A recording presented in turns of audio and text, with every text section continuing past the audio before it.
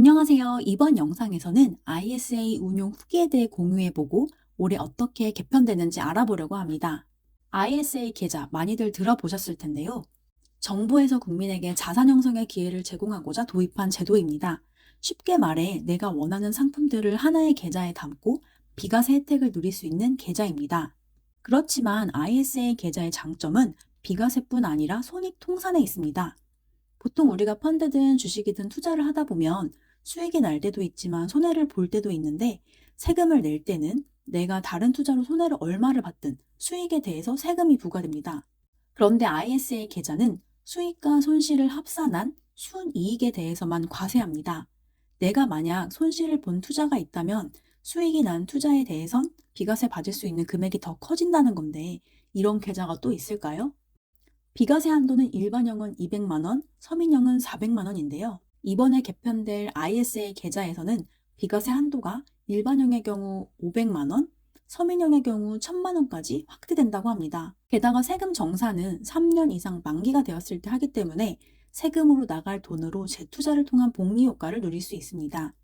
다만 이렇게 혜택을 주는 만큼 단점도 존재하기 때문에 단점도 잘 이해한 후에 가입하는 것이 좋습니다. 제가 계좌 운용을 하면서 단점이라고 느낀 부분들이 있는데, 이건 아마 계좌를 갖고 계신 분들은 다 공감하실 것 같아요. 먼저 저는 ISA 계좌로 예적금과 주식을 같이 투자하고 싶었는데 현재 주식과 예적금을 함께 다루는 유형은 없습니다. 문제는 금융기관 통틀어 1인 1계좌만 개설할 수 있다 보니까 예적금이 가능한 유형을 할지 아니면 국내 주식이 가능한 유형을 할지 선택을 해야 했는데요. 저는 주로 국내 주식으로 투자를 하려 해서 중개형을 선택한 상태입니다. 그렇지만 다행히 이번 개편안에서 1인 1계좌를 원칙으로 세 가지 형태로 구분된 ISA를 통합하거나 한 사람이 여러 개 계좌를 개설할 수 있도록 하는 방안을 검토하고 있다고 하니까 이 부분은 개선이 될 것 같습니다. 또 하나의 단점은 출금이 자유롭지 못하다는 것인데요. 일단 출금을 할 때 몇 가지 알아두어야 하는 것이 있습니다. 바로 납입 원금만큼만 출금이 가능하다는 것입니다. 달리 말하면 운용 수익이나 배당 소득은 내가 계좌를 해지하지 않는 한 출금이 불가합니다. 증권사에 문의해보니 이런 정책들은 세금 계산을 위한 것이라 하더라고요. 또 하나 주의해야 하는 것은 출금 시 한도가 증액되지 않습니다. 예를 들어 올해 납입 한도가 2천만 원이고 1천만 원을 입금했다가 출금을 했다면 남은 한도는 1천만 원이 됩니다. 다시 말해 내가 여윳돈이 생겨서 2천만 원으로 상품을 운용하고 싶어도 불가합니다. 그렇기 때문에 납입 한도를 꽉 채워서 투자하겠다 하시는 분들은 출금할 때 주의하셔야 합니다.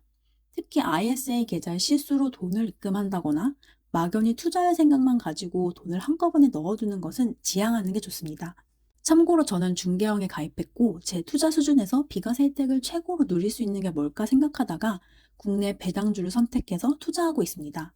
배당금에 세금을 떼지 않는 점은 좋지만 앞서 말씀드린 이유 때문에 따로 출금을 하진 않고 그 배당금으로 주식을 추가 매수했는데요. 강제적으로 투자를 해서 좋은 것 같기도 하지만 쉽게 돈을 넣고 빼고 할 수는 없기 때문에 이 점은 조금 아쉽습니다. 그래도 이렇게 비과세 혜택을 받을 수 있는 게 별로 없잖아요. 그래서 꼭 필요한 상황이 아니라면 출금이나 해지를 하진 않을 것 같습니다. 아시다시피 ISA 계좌는 가입 시점으로부터 3년이 되는 일자까지도 의무적으로 계좌를 갖고 있어야 비과세 혜택을 누릴 수가 있습니다. 의무 보유 기간이 긴 것이 단점이라고 하시는 분들도 계신데, 저 같은 경우는 10년 이상의 장기 투자를 선호하기 때문에 오히려 어떻게 하면 더 장기적으로 원금을 건드리지 않고 배당금만 출금하면서 ISA 계좌 비과세 혜택을 최대로 누릴 수 있을지가 고민이라 의무 가입 기간 3년이 저한테는 단점으로 작용하지는 않습니다. 그 외에 해외 주식과 해외 ETF는 불가능하기 때문에 주로 해외 투자를 하시는 분들에게는 단점이 될 것 같습니다. 제가 드리는 가입 팁은 내가 현재 서민형 조건에 부합한다면 만기일은 가입 시 최대한 길게 설정하는 것이 좋습니다. 그 이유는 앞서 말씀드렸듯이 서민형이 받을 수 있는 비과세 금액은 일반형의 2배입니다. 일단 내가 서민형에 가입을 한 후에 소득이 오르더라도 만기일 전까지는 서민형의 비과세 혜택을 누릴 수 있습니다. 중간에 만기일자를 늘리려고 해도 만기의 3개월부터 가능하기 때문에 그냥 처음부터 길게 설정해서 가입하는 것이 좋습니다.